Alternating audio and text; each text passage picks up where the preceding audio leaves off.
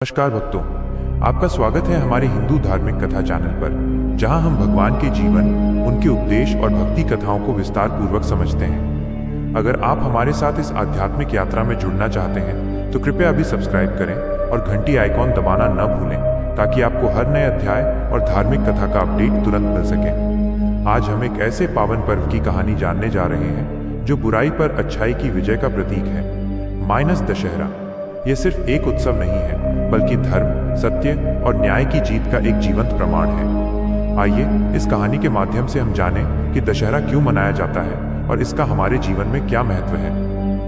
राम रावण युद्ध और विजय का पर्व। हजारों वर्ष पहले त्रेता युग में, जब अयोध्या के राजकुमार राम अपनी पत्नी सीता और भाई लक्ष्मण के साथ वनवास में थे, तब लंका के पराक्रमी और अहंकारी राजा रावण ने माता सीता का हरण कर लिया।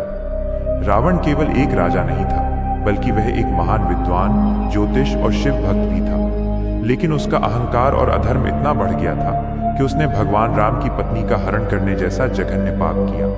ये घटना ही राम रावण युद्ध का मूल कारण बनी, जिसने बुराई के अंत का मार्ग प्रशस्त किया। रावण ने माता सीता को अपनी नगरी लंका में अशोक वाटिका में रखा। भगवान राम ने जब इस बात का पता लगाया तो उन्होंने अपनी पत्नी को वापस लाने का निश्चय किया। उनकी इस यात्रा में उनका साथ दिया वानरराज सुग्रीव और उनके सबसे बड़े भक्त हनुमान जी ने। हनुमान जी ने अपनी शक्ति और भक्ति के बल पर समुद्र पार किया और लंका पहुंचकर माता सीता का पता लगाया। ये एक असाधारण कार्य था, जिसने राम की सेना को साहस और आशा दी। इसके बाद भगवान राम ने सुग्रीव और उनकी वानर सेना के साथ मिलकर लंका की ओर प्रस्थान किया। समुद्र के ऊपर पुल बनाना एक असंभव कार्य था, लेकिन श्री राम के नाम की शक्ति से नल और नील जैसे वानरों ने पत्थरों को पानी पर तैराकर राम सेतु का निर्माण किया। ये सेतु न केवल दो भूभागों को जोड़ता है, बल्कि ये भक्ति और विश्वास की शक्ति का भी प्रतीक है। लंका पहुंचने के बाद भगवान राम ने रावण को कई बार समझाया और धर्म के मार्ग पर लौटने का अवसर दिया। उन्होंने रावण से कहा कि वो माता सीता को ससम्मान वापस लौटा दे और अधर्म का मार्ग त्याग दे। लेकिन रावण का अहंकार इतना प्रबल था कि उसने राम की बात मानने से इनकार कर दिया। रावण अपनी शक्ति और ज्ञान के नशे में चूर था और उसे अपनी पराजय की कल्पना भी नहीं थी। तब दोनों सेनाओं के बीच भयंकर युद्ध छिड़ गया। ये युद्ध केवल दो राजाओं के बीच का नहीं था, बल्कि ये धर्म और अधर्म, सत्य और असत्य के बीच का युद्ध था। रावण की सेना में कुंभकर्ण और मेघनाद जैसे शक्तिशाली योद्धा थे, जो अपनी मायावी शक्तियों के लिए जाने जाते थे। लेकिन भगवान राम के पास धर्म का बल था। इस युद्ध में कई महान योद्धाओं ने अपने प्राणों की आहुति दी। यह युद्ध 10 दिनों तक चला। हर दिन एक नई चुनौती सामने आती और हर दिन राम की सेना धैर्य और साहस के साथ उसका सामना करती। युद्ध के अंतिम दिन, यानी 10वें दिन, भगवान राम और रावण के बीच सीधा युद्ध हुआ। रावण के 10 सिर और 20 भुजाएं थीं। हर बार जब राम उसके सिर काटते तो वो फिर से उगाते थे। यह रावण की मायावी शक्ति का कमाल था।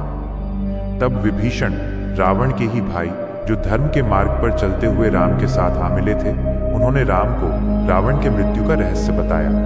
विभीषण ने राम को बताया कि रावण की नाभि में अमृत है, जिसे सुखाने से ही उसकी मृत्यु संभव है। ये ज्ञान मिलने के बाद भगवान राम ने अपने दिव्यास्त्र का प्रयोग किया और रावण की नाभि में तीर मारा। जैसे ही राम का बाण रावण की नाभि में लगा, उसके सारे सिर और भुजाएं मुरझा गईं और वो धड़ाम से जमीन पर गिर पड़ा। उस क्षण अधर्म का अंत हुआ और धर्म की विजय हुई। ये दिन विजयादशमी कहलाया, क्योंकि इसी दिन सत्य की विजय हुई थी। भगवान राम ने लंका पर विजय प्राप्त की और माता सीता को सम्मान सहित वापस लाए। दशहरा इसी विजयादशमी के उपलक्ष्य में मनाया जाता है। ये हमें ये सिखाता है कि बुराई कितनी भी ताकतवर क्यों न हो, उसका अंत निश्चित है। यह पर्व हमें यह भी याद दिलाता है कि अहंकार, अधर्म और असत्य का मार्ग अंततः विनाश की ओर ले जाता है। दशहरे के दिन रावण के पुतले का दहन इसी बात का प्रतीक है कि हमें अपने अंदर के अहंकार, क्रोध, लालच और अन्य बुराइयों को जलाकर समाप्त कर देना चाहिए।